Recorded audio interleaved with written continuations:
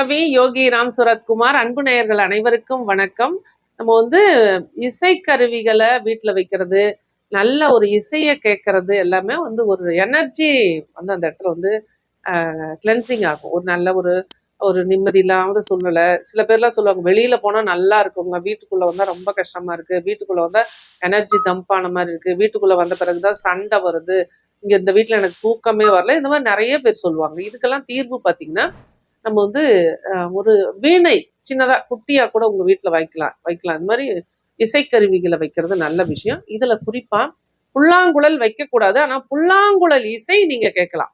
புல்லாங்குழல் இசை இருக்கிற இடத்துல மகாலட்சுமி குடியிருப்பாள் அப்படிங்கிறது ஒரு ஐதீகம் இருக்கு. அதனால புல்லாங்குழல் இசை, கர்நாடிக் மியூசிக்ல நீங்க புல்லாங்குழல் இசை, இல்ல சினிமா பாடல்கள்லயே நிறைய புல்லாங்குழல் இசை இருக்கிற மாதிரி இருக்கு. இந்த மாதிரி ஒரு ஒரு மியூசிக் எந்த நேரமும் ஒரு மைல்டா வீட்டில் ஓடுற மாதிரி செட் பண்ணி வைங்க. அல்லது பூஜை ரூம்ல, மெயினா கிச்சன்ல இந்த புல்லாங்குழல் இசை எப்பவும் இருக்கிற மாதிரி நீங்க உங்க மொபைல்ல கூட போட்டுட்டு சமைங்க.